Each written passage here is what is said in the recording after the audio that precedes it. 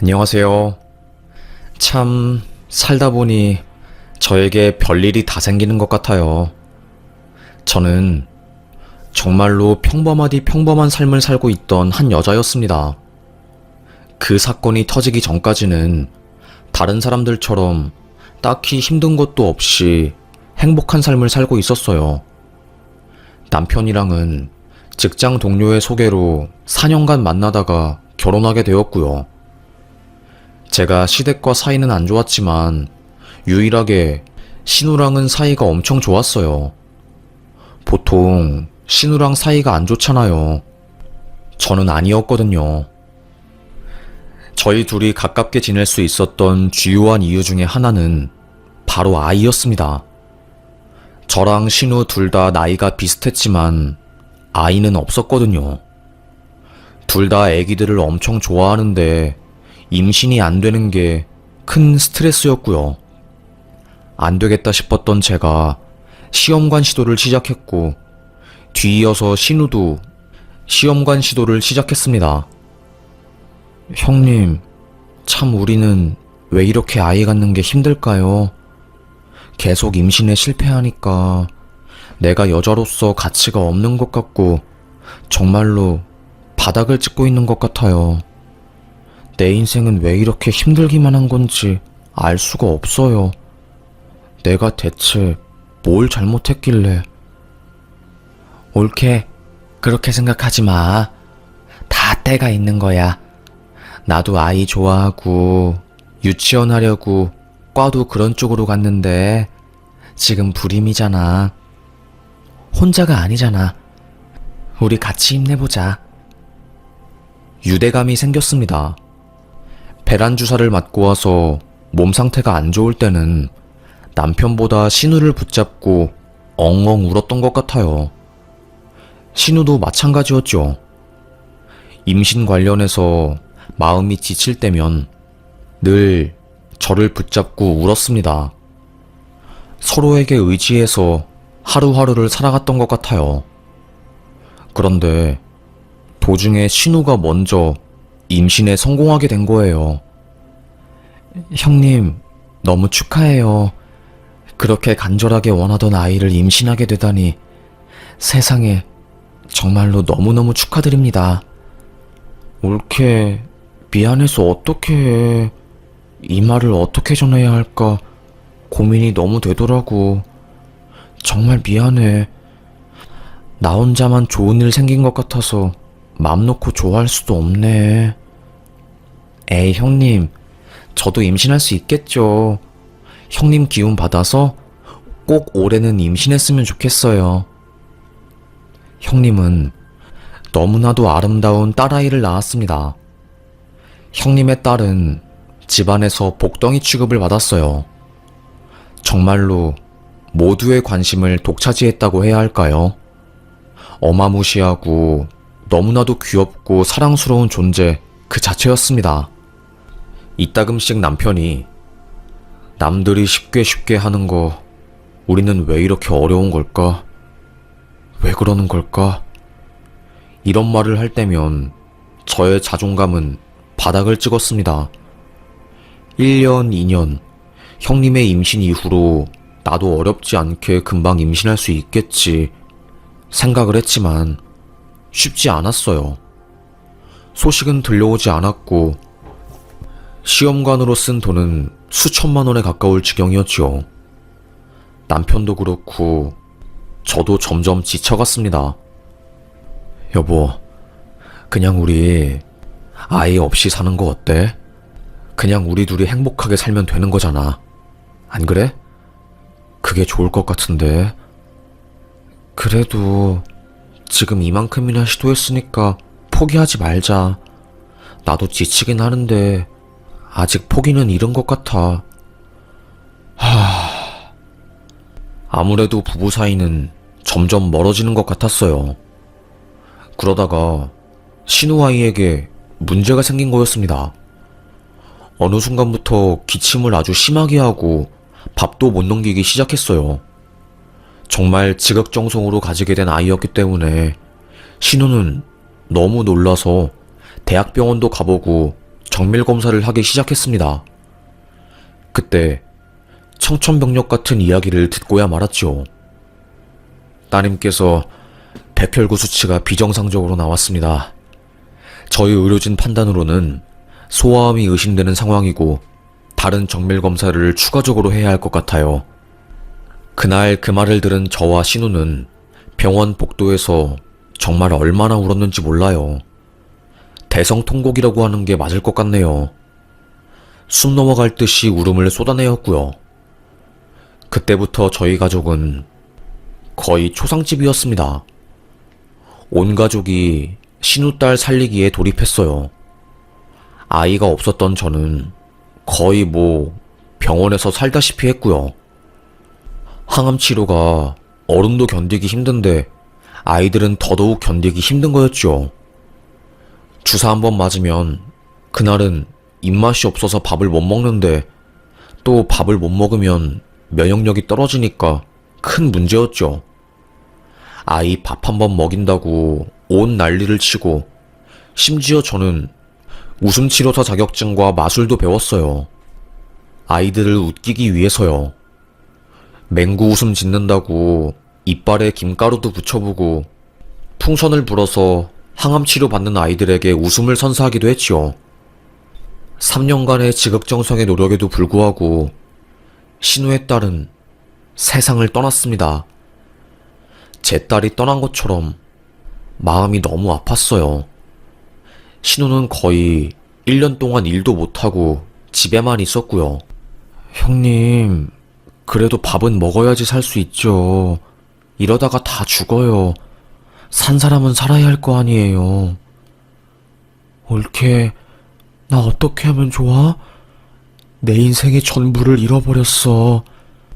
나 다시 행복해질 수 있을까? 웃음 지을 수 있을까?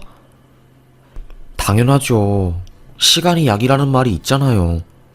그러니까 지금은 힘들어도 조금이라도 밥을 먹어봐요. 저도 정말 매일 울면서 형님과 거의 동고동락했던 것 같아요. 형님 살리겠다고 회사 일 끝나고 피곤한데도 불구하고 항상 밤 산책 같이 하고 맛있는 거 먹으러 데리러 가고 그렇게 조금씩 노력을 기울이고 시간이 지나다 보니까 형님은 우울증에서 벗어날 수 있게 되었습니다. 노력을 기울이고 시간이 지나다 보니까 형님은 우울증에서 벗어날 수 있게 되었습니다. 주말마다 보육원 봉사를 가기 시작하면서 많이 좋아진 것 같았어요. 나 그냥 전공 살려서 유치원 하려고.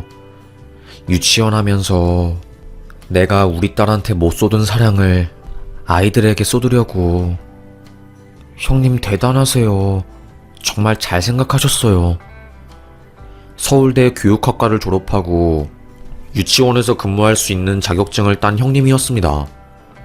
그 누구보다 전문적인 사람이고 심지어 석사는 유아교육을 전공해서 심화 공부도 마친 상황이었어요. 어찌 보면 저보다 더 아이 교육에 신경을 쓰고 시간을 할애하는 대단한 사람이었던 거죠. 형님은 유치원을 개원하게 되었고 강남 쪽에 굉장히 큰 유치원을 열었습니다. 유치원 경쟁이 심하기도 하고 또 아이 있는 부모들은 교육에 욕심이 많기 때문에 다투어서 좋은 유치원을 보내려고 하는 경향이 있거든요. 거의 10억 넘게 든 좋은 교육기관이었습니다. 영어 선생님, 원어민도 전부 다 배치되어 있는 상황이었고요. 대단했죠.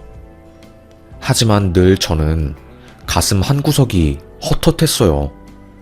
시험관을 일시적으로 중단했다가 도저히 참을 수 없는 외로움에 저는 남편에게 한 번 더 말했습니다. 여보, 우리 시험관 딱 한 번만 더 해보자. 그냥 지금 그만두기에는 너무 아쉽고 나 여전히 아이를 가지고 싶어. 알겠어. 딱 한 번만 더 해보는 거야. 그리고 안 되면 그냥 우리 깔끔하게 접자. 이것 때문에 소모하는 에너지랑 돈이 너무 많아. 한 번의 시험관 시도는 역시나 실패하게 되었어요. 너무나도 속상한 마음에 작은 방에 들어가서 엉엉 울고 있으니 남편이 제 뒤로 와서 저에게 말해주더라고요. 몇 번 더 해보자. 그러니까 울지 마. 남편의 배려로 인해서 저는 시험관을 지속적으로 시도할 수 있게 되었고 1년 뒤 기적처럼 착상에 성공하게 되었습니다. 매번 저는 착상도 실패했거든요. 조심조심 임신 초기를 넘겼고 안정기에 들어서게 되었어요. 눈물이 나더라고요. 그리고 세상에서 제가 제일 행복한 사람 같았습니다. 세상의 주인공이 된 듯한 기분이라고 하면 될까요? 정말로 그런 느낌이었어요. 제 뱃속에서 생명이 자라고 있다는 사실이 너무나도 신기했고 하루하루가 감사했습니다. 그렇게 학수고대하던 아이가 태어나게 되었어요. 너무나도 이쁜 딸내미. 아주 순하고 착했습니다. 어릴 때부터 울지도 않고 칭얼대는 것도 없었어요. 어찌나 이쁘고 사랑스러운지. 아이를 데리고 밖에 나가면 사람들이 다 쳐다보고 아이 보고 이쁘다고 칭찬을 해줄 정도였으니까요. 이게 바로 엄마의 행복이구나 라는 것을 느꼈어요. 하지만 마냥 행복하진 않았습니다. 왜냐하면 저는 워킹맘이었고 육아휴직이 딱 1년뿐이었거든요. 그래서 1년 뒤에는 아이를 유치원에 보냈어야 했어요. 그래도 요즘은 다행히 국가에서 지원을 잘해주어서 지원받을 수 있는 기관으로 가게 되었습니다. 그런데 그곳에서 사단이 벌어졌네요. 요즘 유치원 들어가려고 하는 경쟁이 굉장히 심하거든요. 그때도 마찬가지였던 거죠. 어렵사리 한 어린이집에 들어가게 되었는데 거기서 제 딸이 괴롭힘을 당한 거예요. 어린이집 선생님이 우울증이 심한 상황이었고 자신이 케어하는 어린이들에게 밥을 안 준 거였습니다. 그걸 알게 된 원장님이 학부모님들에게 상황을 전하고 사과를 했어요. 그리고 그 선생님은 사표를 내게 된 거고요. 임신했을 때부터 어린이집에 대기 신청을 걸어놓아서 갈 수 있었던 곳이었는데 그 사건이 터진 이후로 제 딸이 갈 어린이집이 없게 된 겁니다. 당장 내일 출근을 해야 하는데 발등에 불이 떨어지게 된 거예요.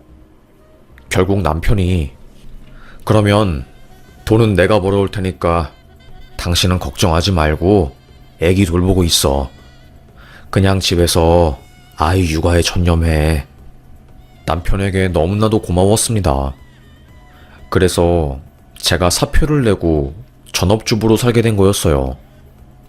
하루 종일 아이 보고 집안일 하는 것은 꽤나 힘든 일이 맞긴 했지만 그래도 행복했어요. 제 적성에 아주 잘 맞는 일이라고 생각을 했거든요. 근데 웃긴 게 전업주부를 하니까 안 보이던 것들이 점점 더 보이기 시작하더라고요. 뭐라고 이야기를 해야 할까요? 남편이 조금씩 집에 늦게 들어오기 시작하고 이상한 향수 냄새를 풍기고 오고 뭔가 여자의 직감으로 느꼈을 때 쎄한 감정이 올라오기 시작했어요. 그렇다고 해서 혼자서 돈 벌어오는 남편을 의심하고 핍박할 수도 없는 노릇이었고요. 어느 날 남편이 술을 잔뜩 먹고 새벽 3시에 들어왔을 때가 있었어요. 아니 왜 이 시간까지 술을 마셔? 집에 애기도 있는 남자가. 정말 이런 식이면 나 힘들어서 못 살아. 응? 제발 앞으로는 술 적당히 마시고 들어와. 남편은 대꾸도 안 하고 침대에 쓰러져서 잠을 잤습니다. 새근새근 잠을 자는 남편의 코트를 벗겨서 장롱에 정리를 했어요. 그때 핸드폰에 징 진동이 울리더라고요. 저장된 이름은 김선영 씨였습니다. 김선영 씨는 남편에게 카톡을 보냈더라고요. 잘 들어갔어? 오늘 좋았어. 이걸 가지고 의심을 할 수는 없었어요. 하지만 새벽 3시에 그런 문자를 유부남에게 보낸 것은 수상했습니다. 카톡창을 들어가니까 그동안 했던 대화들은 전부 다 지워버린 것인지 하나도 없더라고요. 저는 핸드폰을 더 뒤지기 시작했고 그때 알게 되었어요. 비밀 메신저 앱이 있다는 사실을요. 거기서 지네 둘이 북치고 장구치고 난리를 쳤더라고요. 오늘 야근 끝나고 탕비실에서 한탕 해볼까? 에이, 이러다가 회사에 소문 다 나겠다. 오늘은 막창집 가서 소주 한잔하고 차에서 하자. 이런 대화가 오고 갔습니다. 손이 달달 떨리는 와중에 저는 핸드폰으로 그 대화를 전부 다 캡처를 했어요. 미치겠더라고요. 알고 보니 남편은 오피스 와이프를 저 몰래 두고 있었던 겁니다. 아이를 가지지 못했을 때부터 시작된 관계인 것 같더라고요. 들어보니 그 여자도 유부녀였던 거고요. 손이 달달 떨렸습니다. 어처구니가 없더군요.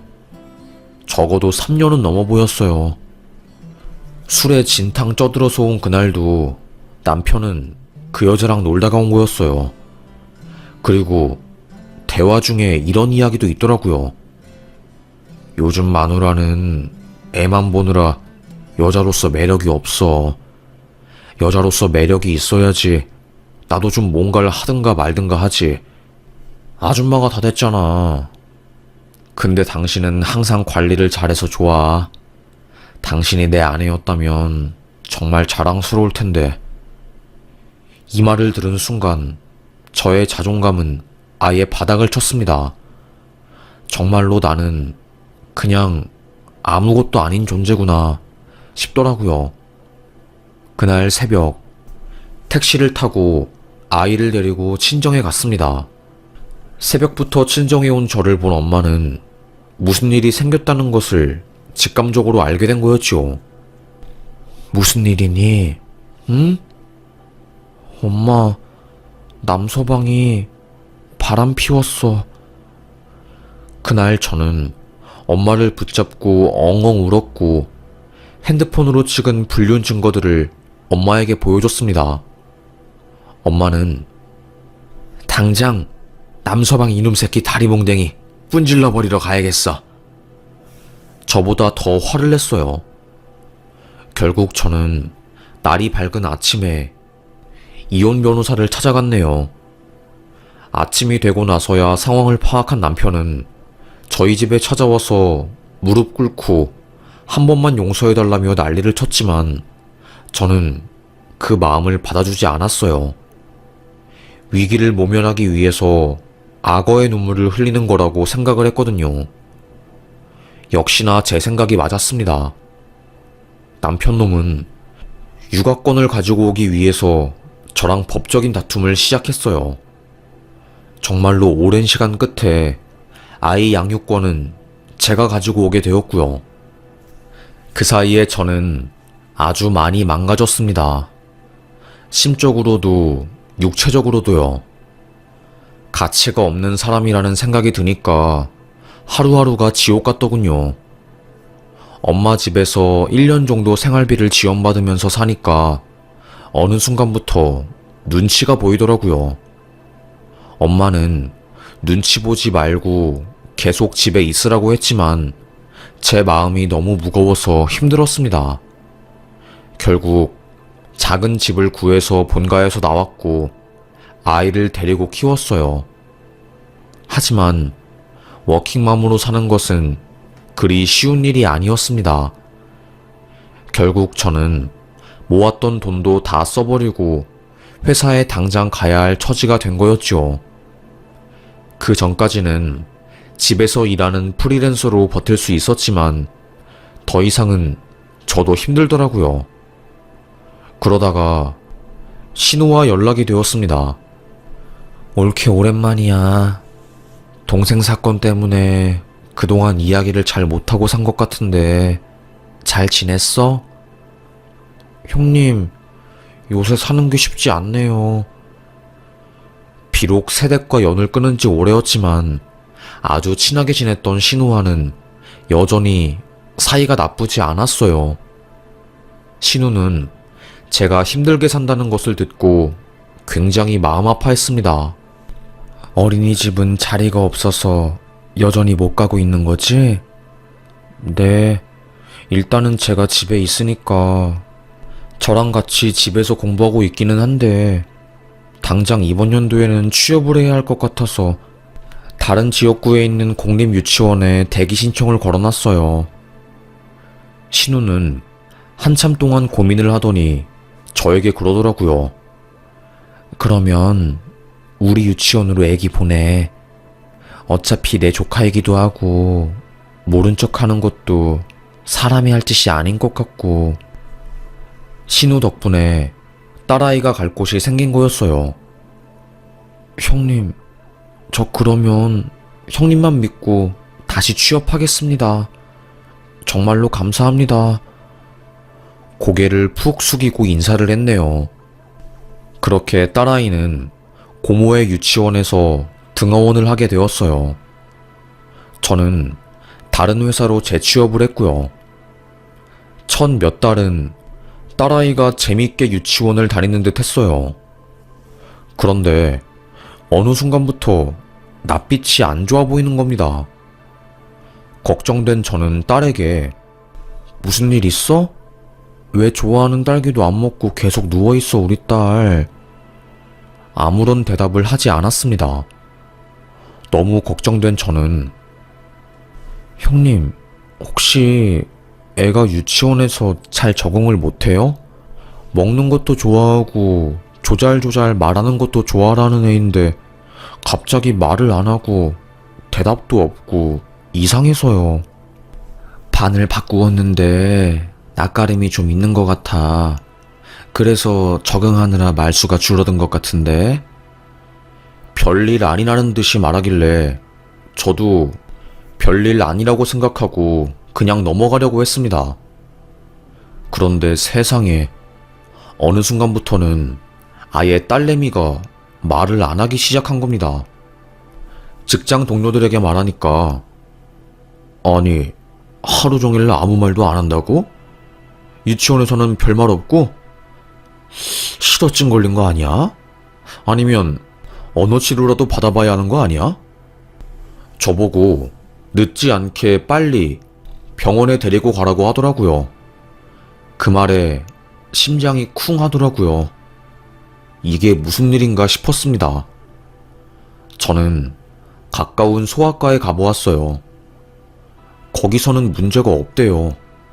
신체적으로도 언어 구강 구조도 전부 정상이래요. 제가 1년 전에 찍은 홈 비디오를 의사 선생님께 보여드리니 웅변대회 나갈 정도로 이렇게 말을 잘하는 애가 어쩌다가 입을 꾹 닫았을까요? 조심스럽게 권해드리자면 소아 청소년 전문으로 하는 정신과에 한번 가보시길 추천드립니다. 심장이 쿵 떨어지는 것 같더라고요. 바로 근처에 있는 정신과를 추천받아 그곳을 가게 되었습니다. 몇 가지 정밀 검사를 받은 뒤 의사 상담을 하러 갔어요. 의사가 저에게 아이를 잠깐만 밖에 대기시키고 저만 들어오라고 하더라고요. 혹시 아이에게 큰일이 생기거나 충격받을 만한 일이 있었을까요? 아니요. 제가 남편이랑 이혼한 것 외에는 딱히 없었어요. 그리고 이혼하고 나서 몇 년 동안 말도 잘했고요. 단기 실어증에 걸린 것 같아요. 보통은 전쟁이나 큰 트라우마가 남을 법한 사건을 겪은 이후에 실어증이 생기는데 이렇게 어린 나이에 실어증이 생기는 것은 극히 드물거든요. 한번 아이의 생활 패턴에 문제가 있는지 아니면 어머님이 모르시는 일이 있는지 살펴보셔야 할 것 같습니다. 금이야 오기야 애지중지 키운 내 딸이 실어증에 걸렸다니 솔직히 말해서 처음에는 믿지 못했습니다. 현실을 부정했던 것 같아요. 그래서 아이를 붙잡고 울기도 많이 울었죠. 신우한테는 차마 이야기를 하지 못했습니다. 아무리 친해도 거리감이 있긴 있었거든요. 그리고 솔직히 말하면 애가 실어증 걸렸다고 이야기를 하게 되면 시댁에서 난리를 칠 게 뻔했고, 그러면 또 양육권 관련해서 소송이 들어올까봐 무서웠던 것 같아요. 그래서 저 혼자만 소가리를 하면서 딸내미를 보살폈습니다. 어느 날 정신과 선생님이 그러더라고요. 제 생각에는 추측이긴 하지만 유치원에서 문제가 발생할 가능성이 큰 것 같아요. 가정에 문제가 없으면 보통은 유치원에서 문제가 생기거든요. 일단은 아이들은 무서운 일이 생기면 입을 닫아버리거든요.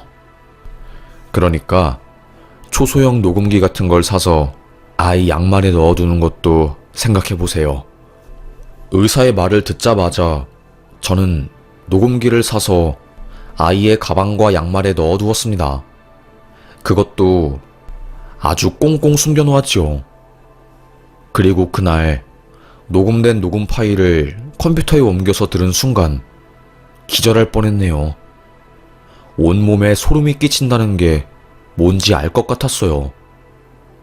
너 죽을래? 엄마한테 말하면 정말로 고모한테 맞아 죽는 거야?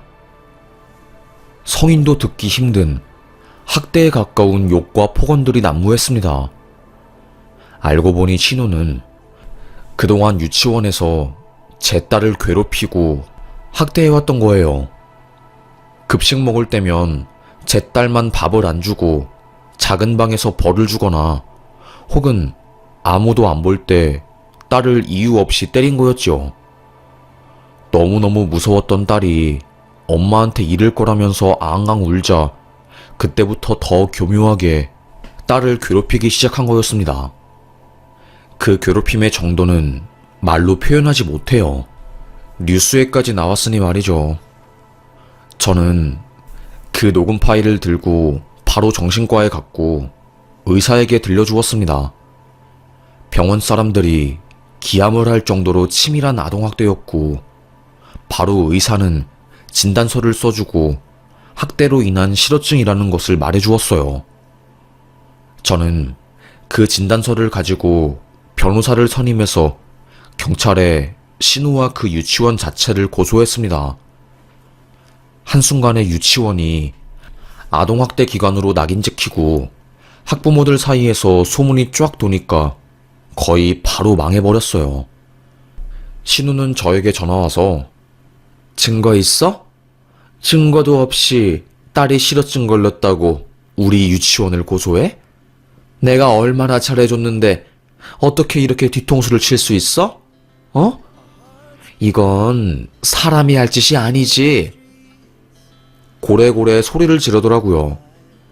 신우는 제가 녹음본을 가지고 있다는 것을 모르고 경찰 조사를 받았습니다. 나중에 녹음본이 있다는 것을 알게 된 후 모든 죄를 시인하더라고요. 경찰 조사에서 실토하기를 제가 너무 밉고 부러웠답니다. 자기는 힘들게 아이를 낳았지만 소아암에 걸려서 죽었는데 올케는 이쁜 아이와 함께 둘이 오순도순 사는 게 너무 부러웠대요. 비록 이혼하긴 했지만 강인하게 모든 상황을 이겨내고 엄마로서의 삶을 사는 게 질투가 났다고 합니다. 그래서 조카를 괴롭히면서 희열을 얻었대요. 조카가 망가지면 망가질수록 옳게도 힘들어지니까 그걸 노렸다고 하더라고요. 솔직히 악마 같았습니다. 하지만 그 마음을 이해하지 못하는 것은 또 아니었어요. 저도 오랜 시간 시험관을 통해서 아이를 가진 상황이었기 때문에 아기들을 키우며 평화로운 나날들을 보내는 엄마들을 엄청 부러워했거든요. 하지만 이건 아니었습니다. 시댁에서 연락이 왔어요. 저보고 예정이 있으니 이해를 해달라고 하더라고요. 용서해주면 안 되겠냐고요. 전 남편도 저에게 연락을 했습니다. 미안해. 누나가 잘못한 게 맞아.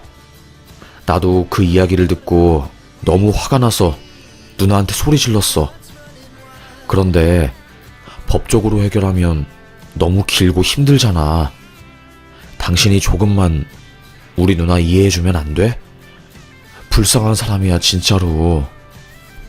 저도 모르게 마음이 흔들리더라고요. 잘못한 건 그 사람인데 내가 용서를 안 해주면 나만 나쁜 사람이 되는 것 같았습니다. 혼란스러운 마음을 겨우 다잡은 저는 용기를 내서 고소를 끝까지 하겠다고 마음을 먹었습니다. 그러자 그 유치원에서 학대를 당한 아이 엄마들이 저에게 연락을 하기 시작했어요. 우리 아이도 이따금씩 몸에 멍들어오곤 했어요. 우리 아이도 마찬가지였어요. 그 유치원에 다녔다가 수전증도 생기고 불안증이 심해지길래 어렵게 유치원을 옮겼거든요. 알고 보니 저만 그런 일을 당한 게 아니었습니다. 온몸에 소름이 돋더라고요. 아주 치밀하게 제 딸뿐만 아니라 유치원에 다니고 있는 수많은 아이들에게 고통을 주고 있었던 거였어요. 절대로 용서하면 안 되겠다고 생각을 했고요.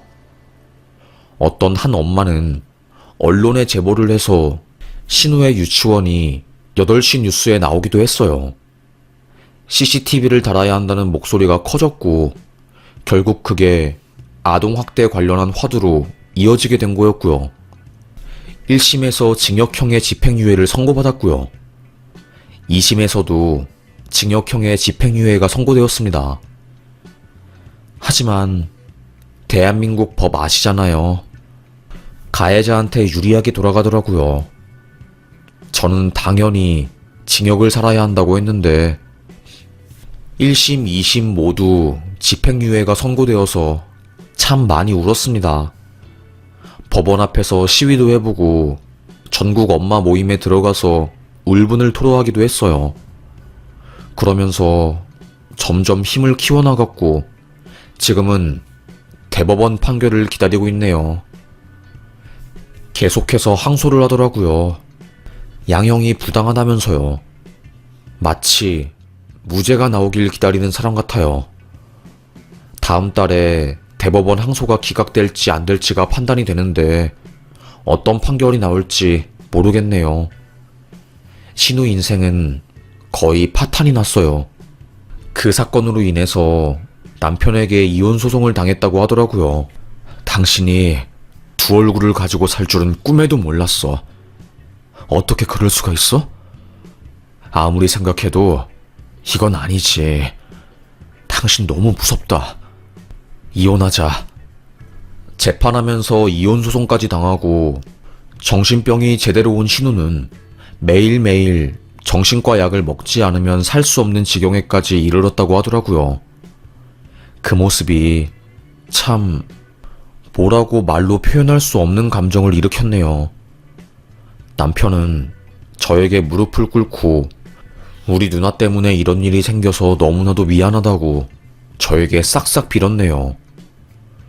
에휴, 다행히 제 딸은 정신과 치료와 심리치료, 그리고 미술치료 등등 받을 수 있는 치료는 다 받으면서 지금 건강하게 잘 살고 있습니다.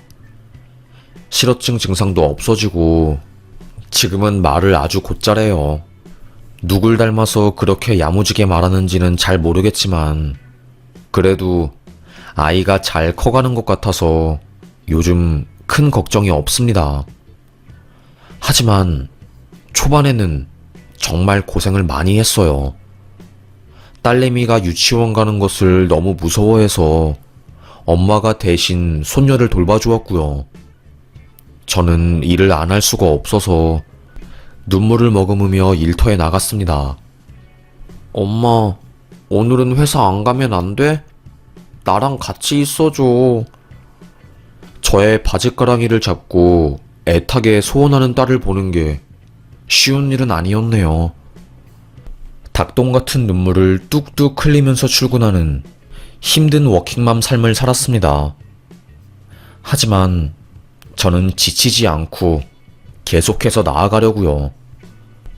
그리고 주말에는 아이들의 인권을 위해서 시위도 가고 많은 활동을 하고 있습니다. 아무래도 아이들을 키우다 보니까 뉴스 기사에 아동학대나 아이 관련한 뉴스가 나오면 계속 신경이 쓰이더라고요. 어쩔 수 없었습니다.